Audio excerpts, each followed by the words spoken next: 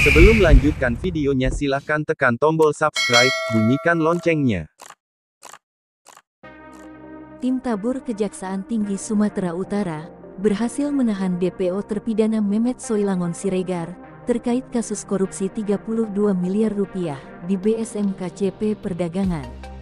Berita TVR News, Jakarta, Kamis tanggal 9 Februari tahun 2023 pukul 19.30 waktu Indonesia Barat, bertempat di Jalan Sungai Putih Baru, tim tangkap buronan Kejaksaan Tinggi Sumatera Utara berhasil mengamankan buronan yang masuk dalam daftar pencarian orang atau DPO atas nama terpidana Mehmet Soilangon Siregar.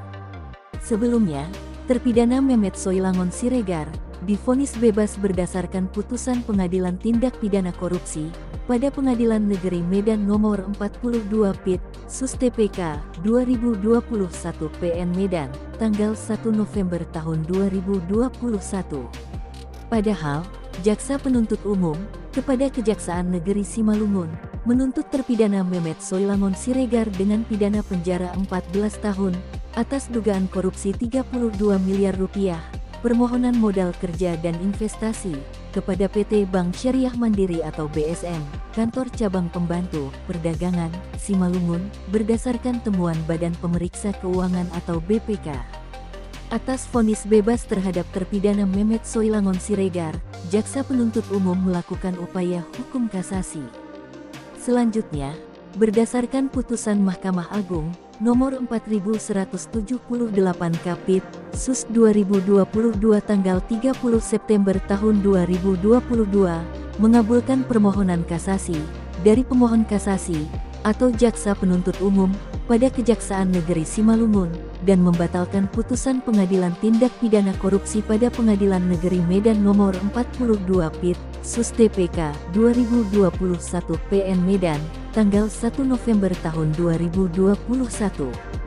Oleh karenanya, berdasarkan putusan Mahkamah Agung tersebut, terpidana Mehmet Soilangon Siregar terbukti secara sah dan meyakinkan bersalah melakukan tindak pidana korupsi secara bersama-sama, menjatuhkan pidana penjara selama 8 tahun dan denda sebesar 400 juta rupiah, dengan ketentuan, apabila denda tersebut tidak dibayar, maka diganti dengan pidana kurungan 6 bulan, serta menjatuhkan pidana tambahan untuk membayar uang pengganti sebesar 32.565.870.000 rupiah.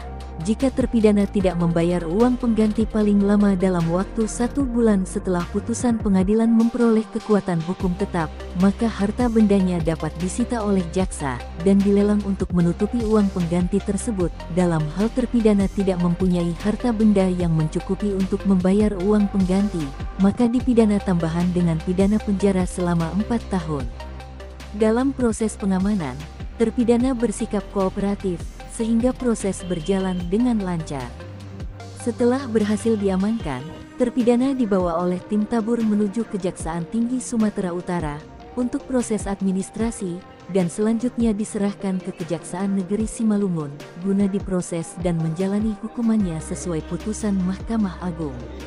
Melalui program tabur kejaksaan, Jaksa Agung meminta jajarannya untuk memonitor dan segera menangkap buronan yang masih berkeliaran untuk dilakukan eksekusi kepastian hukum.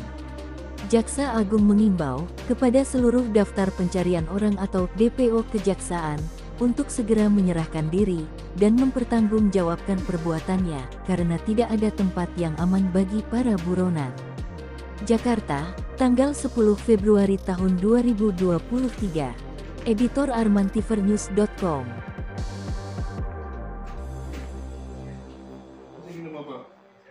Iya.